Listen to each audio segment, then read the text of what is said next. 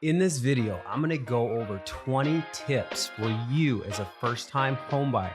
And you're gonna wanna stick around to the end because I'm actually gonna go over a program that has no closing costs, no down payment, and no mortgage insurance. Too good to be true? Stick around to find out.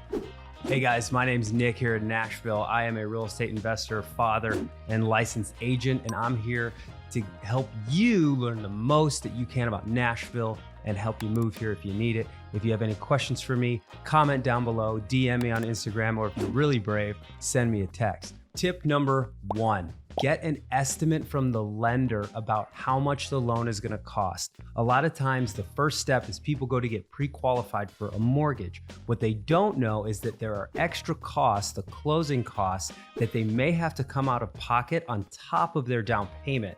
You wanna get an estimate from the lender of what these costs are so that you can be fully prepared when you come into closing. Number 2, get 3 lender quotes, and I suggest one of them being a credit union. Generally with a realtor, they have a lender that they work with, that they trust, makes a transaction easy and smooth. However, I always suggest get quotes from others as well, and a credit union, because a lot of times credit unions have cheaper closing costs than private mortgage companies. Number 3, if you're a buyer, get representation.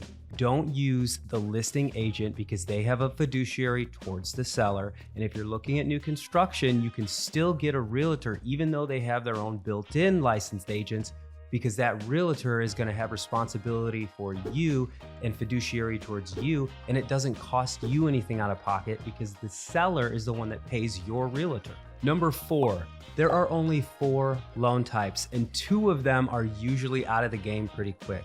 You have FHA, conventional, USDA, and VA loan. Now, VA is for veterans and their spouses, so that one doesn't apply to a lot. And then USDA is more for rural and agricultural areas, so a lot of times those don't even apply to you either. So the FHA loan is for first-time home buyers, and a conventional loan generally is always the best loan to go to, but they're harder to get into because you need at least 10 to 20% down. Number 5, to get the best interest rates for your loan, you have to be owner occupied in that house. So what does that mean to you? Well, a lot of people move to Tennessee from, say, California. They want to show that they're getting a job or working in Tennessee from their employer to get the lowest interest rate possible. Now, COVID changed a lot of the things, so a lot of times you can get proof from your employer that you work remotely, and that counts as well. Just make sure that's in place so you can get the cheapest interest rate. Number 6, check into your student loan debt and check with your lender to see how it's going to affect you. A lot of times, if you're in a program where your payments are deferred or not the full amount, that doesn't mean that the lender is going to count your monthly payment towards your debt to income ratio. A lot of times they'll take 1% of the total loan amount and count that towards your debt to income ratio. So if that's a $90,000 loan and 1% is $900, and you're paying $100 a month, they're gonna take the $900. Number 7, look into the low down payment loans. Now, as we mentioned before, FHA is 3.5% down, but there's also a home mortgage conventional loan. Ask your lender or realtor if you qualify for, that can get you into a conventional loan for 3%. Generally, it'll be a higher interest rate, but you can always refinance that later. Tip number 8, know all 3 of your credit scores. You have TransUnion, Equifax, and Experian, okay? The lender is gonna take the middle score out of all 3, and all 3 are always different. Usually not by much, but they are different. Number 9, your utilities and a lot of your monthly bills don't count towards your debt to income ratio. Your debt to income ratio is what the lender uses to see how much home or if you qualify for a mortgage. So they take all of your debt, they take all of your income, and if it's within a certain ratio, you qualify, and it also tells you how much you qualify for. Your monthly utilities, like your electricity, your cell phone, you didn't acquire debt to get those things or to pay those bills, so they don't count towards your debt to income ratio. Number 10, and this one's crucial, you shouldn't be buying a home if you don't have one, and that is create a budget. If you create a budget and you see where all of your money's going, you can enter a home safely and confidently knowing that you can afford that monthly payment. Man, is it a relief off your shoulders and your family's.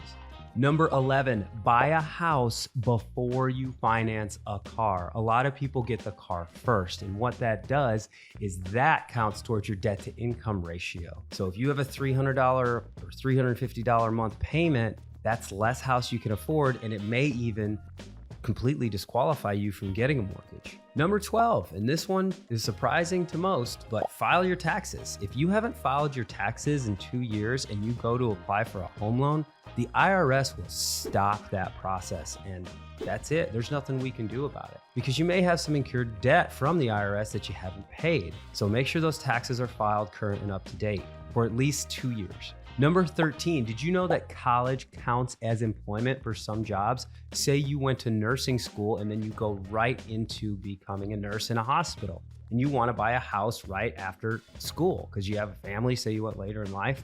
You can use those 2 years or those however many years of college you had as 2 years of employment, because having 2 years of steady employment in the same field, not necessarily the same job, but the same field, are what a lender requires for you to qualify for a loan. Number 14, always get a home inspection. A home inspection is going to cost you $300 to $500 typically, but it's crucial. They're going to check all of the electrical, the plumbing, the foundation, the HVAC, all the important things, the big things that come up, and we can use those as negotiation points in the deal. Or you could find something that you find pretty distasteful and you saved yourself from entering into a house that you might regret later. Number 15, always get title insurance, and a lot of times this is required, but you can shop around for it. Title insurance basically insures you in case anyone else has vested interest in the property that you're buying, like a long lost kid that was never around and the parent died, and they come back and they say, "Oh, that's my title. I own some of that property." Technically, in some rare cases, they can come after that property. So title insurance protects you against rare situations like that. Number 16, you can choose your real estate attorney and title company. A lot of people don't know this, but the real estate attorneys have different fees and title companies have different fees. You are able to choose which title company you use and use that in the negotiation process for buying or selling a home. The majority of what I'm seeing is that the sellers of the home usually have it pretty squared away where they are saying, if you buy this home, if you enter under contract with us, you're going to use our title company. That's totally fine. Nothing wrong with that. But just know that you can shop around for title companies and attorneys. Number 17, renting is okay for 2 years with a plan.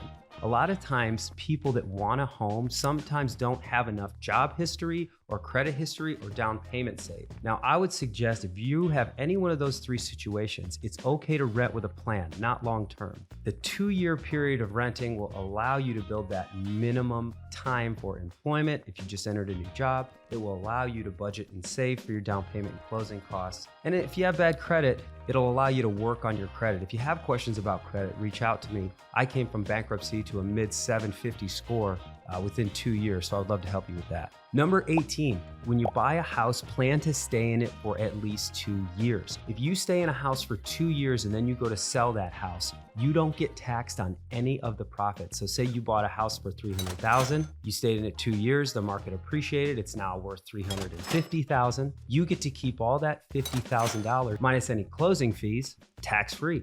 If you were to sell that house before the 2 years was up, the government would tax you capital gains, which is a lot, generally around 20%. Number 19, the one you've been waiting for, NACA. Look into this program and do the research. Now, there are mixed reviews for this program.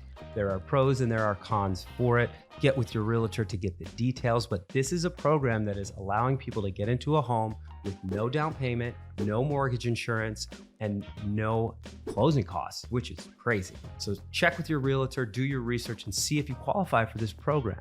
And number 20, the 3 most important factors when buying a home: your income, your credit, and your debt to income ratio. They want enough income and shown consistent for 2 years. They want a credit score that is usually, depending on the loan, as low as 580, but generally around the 600 to 700s at a minimum. To get the best interest rates on your loan, 740 and above gets you the lowest interest rates. And your debt to income ratio. So you want to lower as much debt that you can before you enter into the home buying process. And that leads me into my next bonus tip for you. If you are buying a home, it generally takes 30 days to close. Don't change anything. Don't buy a car. Don't change jobs. Don't do anything, because they want to see that you are in the same financial situation when you enter the contract to when you close. Wait till closing to do any of those things. Otherwise, you're going to for sure disqualify yourself from that loan. I hope you've got some value out of this video. If you want to know the 8 steps to buying a home, step by step, easy for beginners, click here.